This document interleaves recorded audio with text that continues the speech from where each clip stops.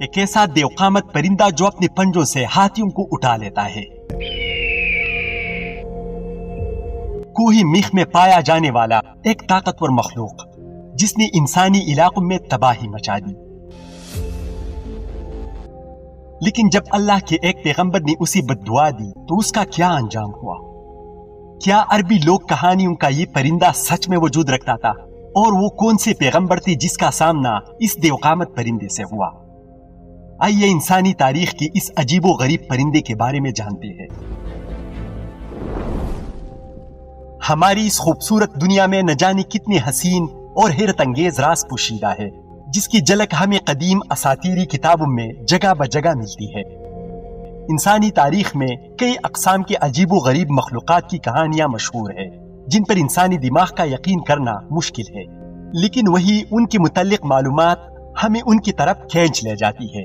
انہی مافوق الفطری مخلوق میں ایک نام عنقا کا ہے۔ عنقا قدیم زمانے میں وجود رکھنے والا ایک عجیب و غریب پرندہ تھا۔ اس پرندے کی پرواز بہت دور دراز تک ہوتی تھی۔ کہا جاتا ہے کہ عنقا سورج کے غروب ہونے کے مقام پر پایا جاتا تھا۔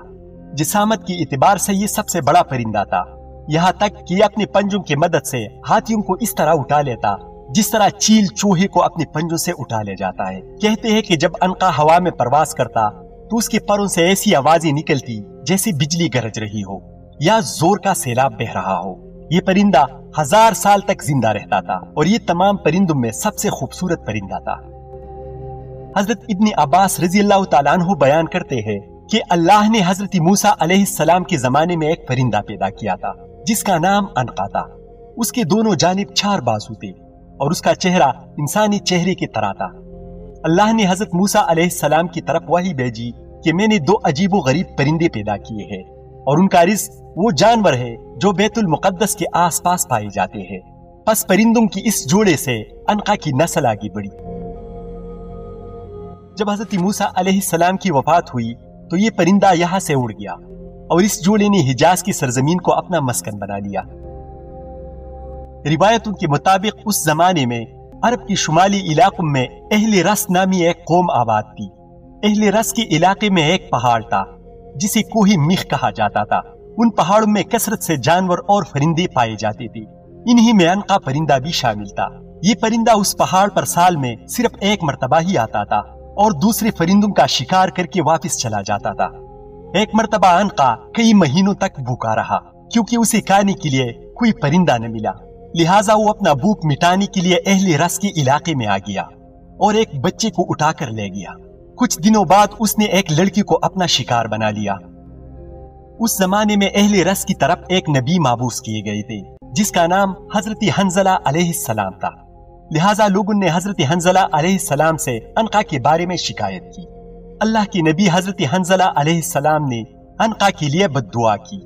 پیغمبری خدا کی بد دعا کی وجہ سے عنقا پرندے پر آسمانی بجلی گری جس سے وہ جل کر ہلاک ہو گیا اور پھر دوبارہ اس نسل کا کوئی بھی پرندہ اس دنیا میں نظر نہ آیا۔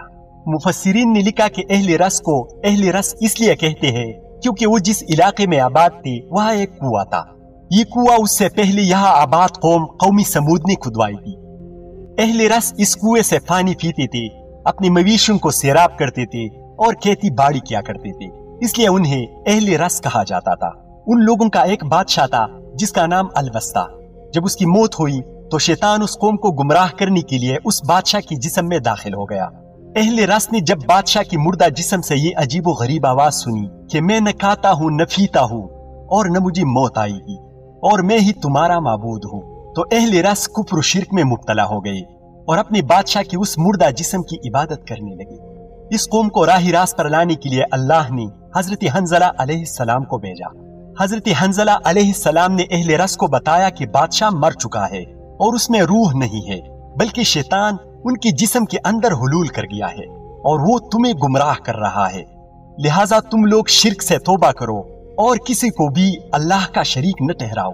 اہل رس آپ علیہ السلام کی باتیں سن کر آپ کے دشمن بن گئے، یہاں تک کہ ان لوگوں نے آپ علیہ السلام کو شہید کر دیا اور ایک روایت کے مطابق اس کنویں میں پھینک دیا۔ لہٰذا اس قوم پر اللہ کا یہ عذاب نازل ہوا کہ اگلے دن وہ کنواں خشک ہو گیا۔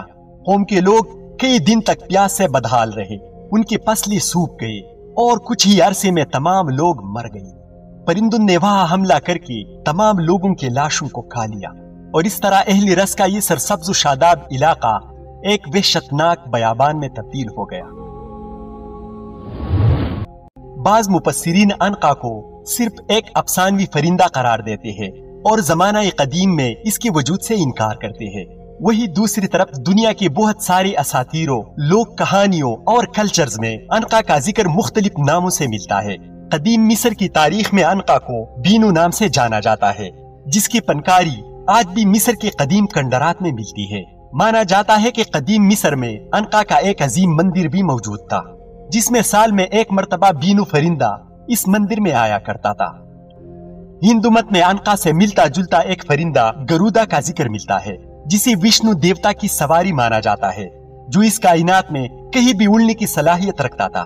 ہندو مت میں گرودا کو پرندوں کا راجا کہا گیا ہے، جس کا جسم انسان کی طرح ہوتا ہے، جبکہ ہاتھ، پاؤں اور پنکھ ایک بڑے باز کی طرح ہوتے ہیں۔ اگر چینی لوک کہانیوں کی بات کریں تو عنقا جیسے پرندے فنگوان کا ذکر ملتا ہے، جس کے بارے میں چائنیز کہانیوں میں مانا گیا ہے کہ یہ پرندہ نہایت ہی سریلی آواز نکالتا تھا، اور یہ جس شہر کے اوپر سے گزرتا وہاں خوشحالی آ جاتی تھی۔ اسی طرح یہودی صحیفوں میں زیز نامی ایک پرندے کا ذکر ملتا ہے، جس کے بارے میں کہا جاتا ہے کہ یہ پرندہ جنت کے باغات میں رہنے والا ایک پرندہ تھا، اور حضرت آدم علیہ السلام کی اس دنیا میں آنے کے بعد یہاں بھیجا گیا۔ جبکہ گریک اور رومن ہسٹری میں بھی گریپن نامی ایک عظیم مخلوق کا ذکر ملتا ہے، جس کا جسم شیر کا اور سر پرندوں کی طرح ہوتا ہے، جسے کنگ آف دا بیسٹ کہا گیا ہے۔ قدیم یونانی گریپن کو دولت اور خوشحالی کی نشانی قرار دیتے تھے۔ گریپن شمال کے پہاڑوں میں رہا کرتا تھا، جہاں یونانیوں کے مطابق اپولو دیوتا سال میں ایک مرتبہ ظاہر ہوا کرتے تھے، اور گریفن نامی یہ پرندہ ان کے خزانوں کی حفاظت کیا کرتا تھا۔ ایک مشہور روایت کے مطابق جب سکندر اعظم جب دنیا فتح کرنے نکلا تو اپنی اس طویل سفر کے دوران اس کا سامنا گریفن سے ہوا۔ سکندر نے اسے پکڑ کر قید کر لیا۔ کہا جاتا ہے کہ سکندر اس کے اوپر سوار ہو کر 7 دنوں کے ایک سفر پر بھی روانہ ہوا تھا۔ اتنے سارے تہذیبوں اور علاقوں میں عنقا کے متعلق کہانیاں، پینٹنگز اور مورتیاں اس بات کی طرف اشارہ کرتی ہے کہ ایسے مخلوق قدیم زمانے میں واقعی وجود رکھتے تھے۔ لیکن مسئلہ یہ ہے کہ ہم انسان اس دنیا میں تب ہی کسی بات پر یقین کر پاتے ہیں جب ہم اسے اپنی آنکھوں سے دیکھ لیں۔ یہاں تک کہ ڈائنوسارز کا وجود بھی ہم انسانوں نے تب مانا جب ہمیں اس کے باقیات ملے۔ لہٰذا ممکن ہے کہ مستقبل میں ہمیں ایسے باقیات یا فوسلز مل جائے جس سے یہ بات ثابت ہو کہ عنقا کا وجود ایک تاریخی حقیقت ہے۔